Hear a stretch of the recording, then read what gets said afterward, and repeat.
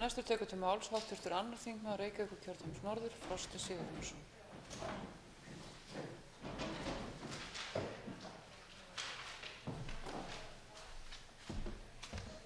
Já, virðulegur forseti, við ræðum hér samþykktir innviðafjárfestingarbanka Asíu og eins og kunnugt þá með fjáraukalögum fyrir árið 2015 fékk fjármálaráðuneytið heimild til að skuldbinda ríkissjóð 2,3 milljarða vegna kaupa á hluti innviðafjárfestingarbanka Asíu. Í þingráði fjáraukalögum mælti ég eindregið gegn þessari ráðstöfun enda ávinningur af henni mjög óviss en auk fjárframlagsins krefjast samþykktir bankans þess að honum verði og hans starfsmönnum veitt sérstök fríðindi og undanþágur frá lögum og eftirliti. Vandséð er að veita megi slíkar undanþágur án heimildar Alþingis og hún hefur ekki enn verið veitt og ég mun færa hér rök gegn því að hún verði veitt. Starfsvið þessa banka er að vera fjölþjóðlegur fjárfestingarbanki til að lána til uppbyggingar á innviðum í Asíu og Eyjaálfu eingöngu og höfuðstöðvar bankans verða í Kína. Hér hefur verið rætt það hvort að hugsanlega megi líta á þetta sem þróunaraðstoð, okkar framlag í þennan banka.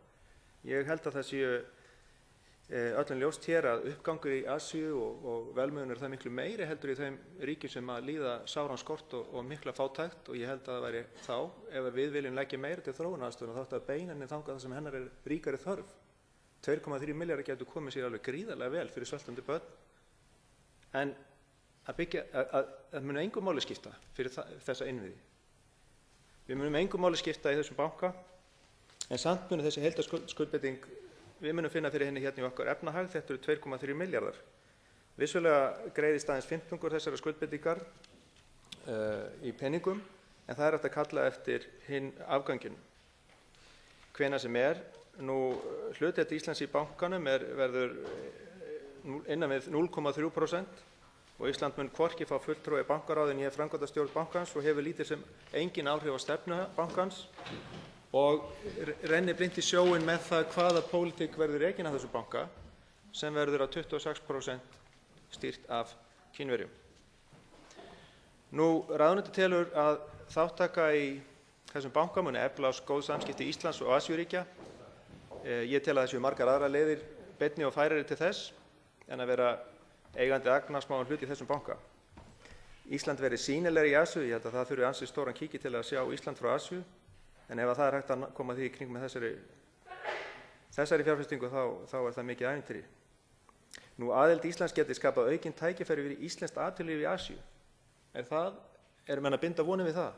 Hvaða fyrirtæki hafa óskað eftir því að ríkissjóður leggi að veði 2,3 milljarða svo að þeim gangi betur að selja sínar lausnir í útlöndum í Asíu? Mín reynsla er sú að útflutningi á hugbúnaði og tæknivörum að ef að þessi tækni stenst ekki samanburð við það sem best er, bæði hvað varðar gæði og verð, þá verður hún ekki keypt.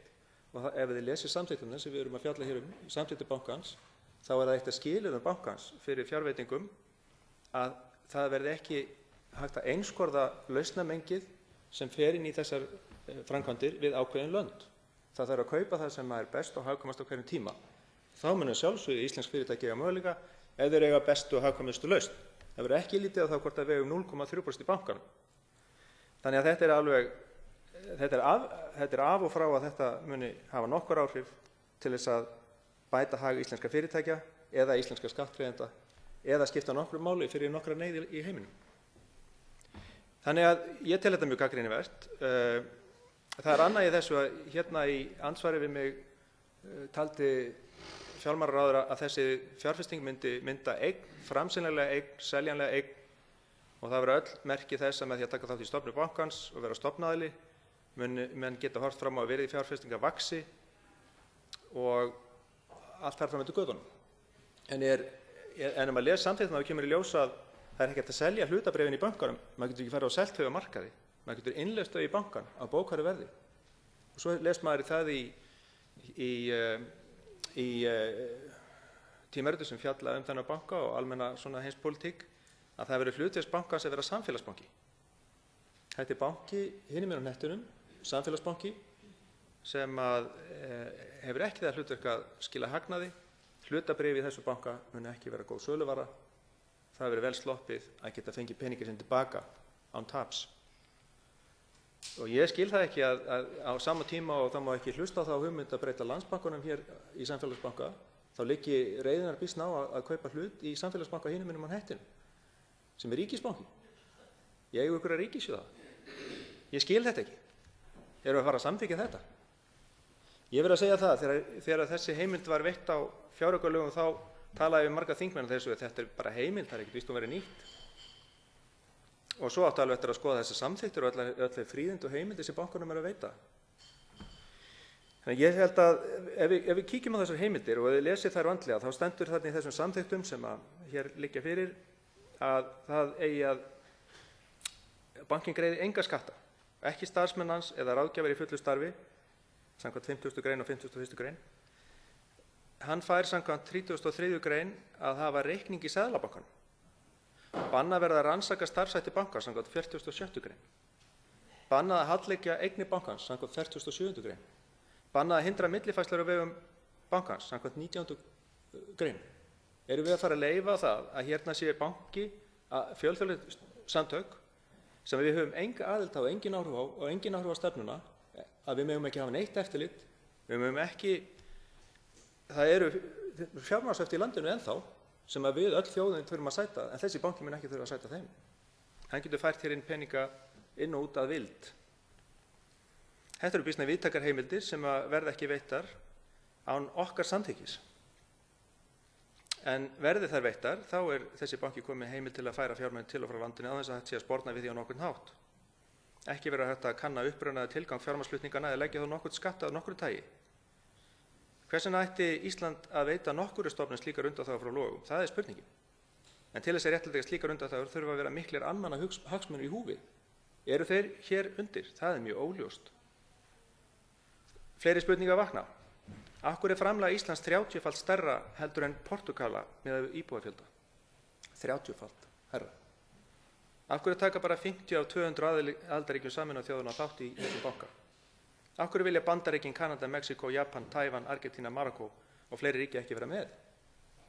Hvers vegna ættu íslenski skattgreiðendur að leggja til hliðar 2,3 milljarðar í gjaldeyri til að styðja útrás íslenska fyrirtæki í Asíu, fyrirtæki sem við vitum ekki hver eru og kemur greinlega fram að ekki er hægt að hygla þótt að við leggjum þessu peninga við því? Að hafa einhver íslensk fyrirtæki þrýst á aðild að þessum banka, ég hef ekki orðið var við það. Ég vona sú nefnd sem að fjalla um þetta mál kanni það mál. Hvaða fyrirtæki eru þetta?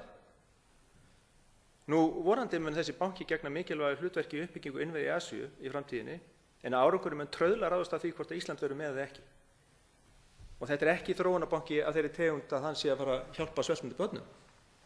Og ef okkur þróunaraðstoð á að auka nokkurn hátt, beinum minni þangað það sem að neyðin sárust. Erfitt að sjá að þessi aðild muni hafa nokkuð að segja fyrir íslenskt atvinnulíf. Allt sem þar hefur framkomið hér bábilja. Hitt alveg skýrt að 2,3 milljarðar króna eru miklir fjármunir sem getur runnið til mikilvægra verkefna hér og Ísland þarf að fara mjög gætilega því að veita stofnunum undanþágur frá lögum, sköttum og eftirliti, ekki síst stofnunum þar sem áhrif Íslands eru engin.